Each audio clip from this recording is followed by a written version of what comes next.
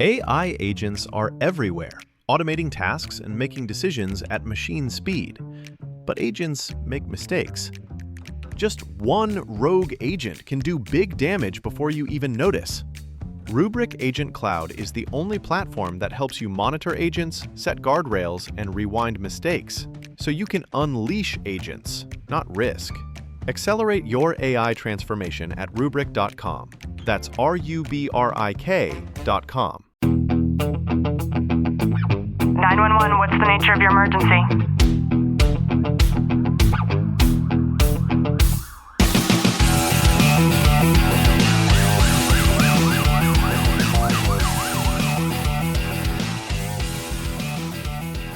Welcome back to the Tactical Living Podcast. I'm your host, Ashley Walton, joined by Sergeant Walton. Clint, how are you? I'm good.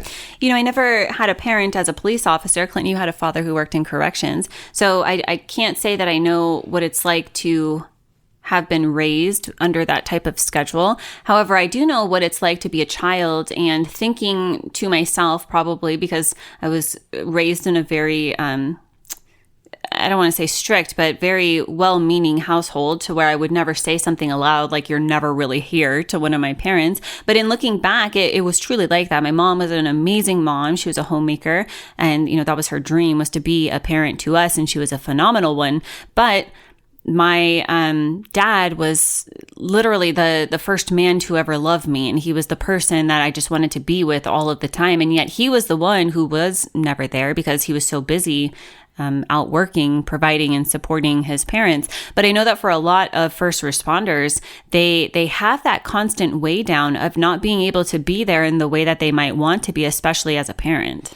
Yeah, I think like growing up with my dad, having to shift work and him, I've was fortunate to where he didn't ever, not that I can remember anyways, is having a graveyard schedule, but he worked swing shift a lot, to where in the later afternoons, evening times, he wasn't home, but he would be home earlier in the part of the day to have that time of day with us to, make us breakfast, to take us to school, whatever it may be.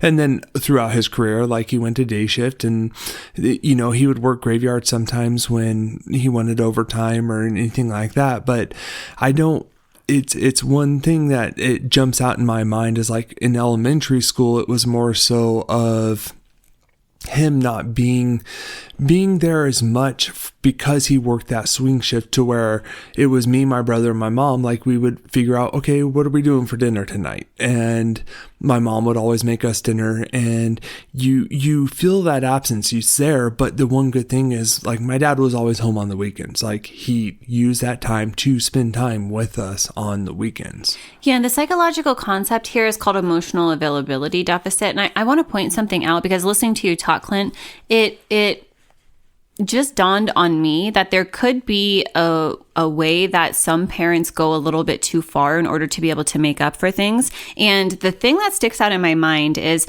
my mom was the one literally doing all the work when it comes to raising us as kids, not to discredit my dad's hard work and being able to support us financially. However, on the very rare occasion that we did have a weekend with my dad, for example, I'm not saying weekend away. I was very fortunate to have two folks that still, remain married. And there would be times where my dad would say, let's go to Big Bear and go sledding in the snow. My mom would never, she doesn't want to be in the cold. She would never. And so my dad got to take us to do all of those really fun things. And so those are core memories that I have with my dad while my mom stayed home.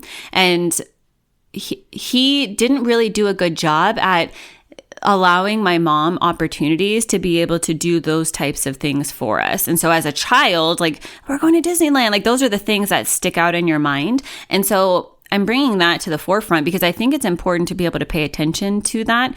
Had I, in looking back, been the parent there, I would probably have done something that would have been able to include my wife. That way it wouldn't be creating these memories to where dad's the hero and mom is at home, doing something to where mom could be included too.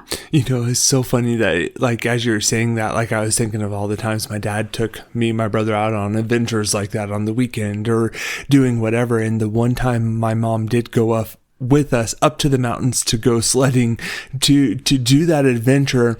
I went down the hill and I tried launching over this creek, and I landed like I got bent in half, and I got like it. I was so lucky it didn't break my back, and my mom just so happened to be there during that one. It was like, come on. And she's like, this is why I don't come with you guys anywhere. Yeah, that's funny. And I think it's important as the one who isn't at home often to find ways to be able to show up and to be there, even though you might not physically be there, because kids don't understand the difference, right? Yeah. And there's, you have different relationships with your parents, but ultimately, they're on the same page. They have your best interest always in line.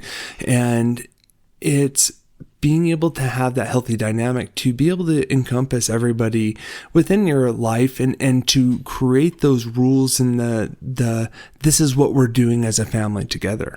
We're not parents to human children, but I'm thinking about when you were a detective and all of the times that most of the time during every day, you were constantly on your phone, even when you were off, and you had a very hard time setting boundaries for yourself and other people during that time. However, I think that's a great example, because had we had children, I think that I probably would have had to have called you out if you didn't naturally have the instinct to be able to create those boundaries yourself. And a lot of times people think, oh, well, it's just a text message or it's just a phone call. But these are not things that are necessary. And I can promise you it can wait until your next business, unless you're on call. Like something like that is totally different. But when you're there, but you're not present in the moment with a kid or otherwise, then you're not fully there, and you may as well not be. Yeah, because if you're distracted by work, even when you're at home, I think your kids will remember that. Your family does remember that. And you want to be fully showing up every day in everything you do. There's always excuses. There's always reasons that you could say is, oh, well, I have to do this. Well, do you really? There are so many ways, too, to be able to celebrate certain milestones and events and, do things that are maybe not on the particular day, like Christmas, for example. But I think there's a fine line between understanding when your job always wins the calendar. Yeah, it's you have to be able to create those boundaries for yourself, because as you go along, and it's funny because before we came upstairs to record this, I had one of my guys that was on my previous shift texting me, asking me about a specific warrant. And I had said, hey, give me a little bit so I can review everything and I'll get back with you. I'm not just jumping and dropping everything I'm doing just to respond to him in this instance. It's not that I don't want to help. It's just you have to create that boundary for yourself. Something else that I've seen with law enforcement parents is their emotional range might begin to shrink. So kids might learn that humor or anger or silence are acceptable, but then that tenderness that they need might rarely show up. And something really sad is when they stop asking for your time because they don't want to bother you, or they know that they're not going to get it from you. And it's important to know that this could be happening and get real if it is. And then to kind of create some ways to be able to rebuild that trust, that presence, and the connection with your kids or with your family. One of them is to have those no phone, no job micro moments, even if it's something like 10 minutes a day of undivided attention. It's so much more powerful than hours or days of distracted time.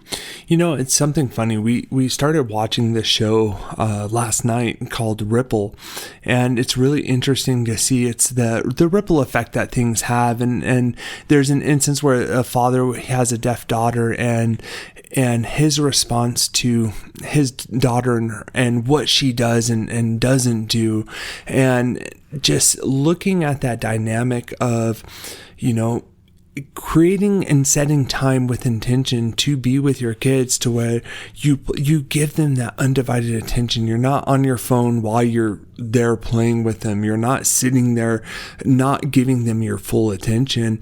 I think ultimately it's going to make a big impact on them positively in the future. Something interesting about that is the mother is completely different than the father, and she shows up with the most sweet composure to her in every situation, and so maternal.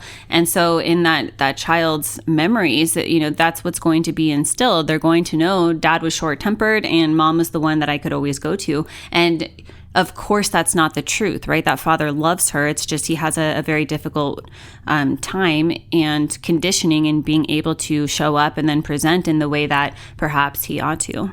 Yeah, exactly. And it's when you have these realities and these truths that you tell yourself, and in this instance, from the outside in, you can always see that. But when you look at the big picture, it's like, this is how, what created this dynamic to where you're showing up, but you're still kind of half there. I can't recall a single time in my childhood where I ever remember either one of my parents apologizing to me. And that's important to point out, I think, because parents do make mistakes. And a part of allowing children to experience a vulnerability when we make mistakes is to apologize to them when it's necessary. And that could be something as simple as, Dad, you're always on your phone, and pausing and with intention explaining that you recognize that and you thank them for pointing it out, and you're sorry because you should be spending time together. It's actually very interesting. I was just thinking about this, is like your dad, and that's one instance, is his phone's always ringing. You've told him time and time again, turn your phone on silent, turn your phone on silent. And when he goes out with others, he just turns his phone on silent. But when he still goes out with us, he doesn't. And it's a funny dynamic, because you tell him all the time, and then he says, you tell me this all the time, but then when he's with us, he doesn't. It's really interesting. I hope you've gotten some value out of today's episode. If you have, do us a favor, drop a review, subscribe down below, and as always, know that I'm sending you a long, tight hug from my home to yours.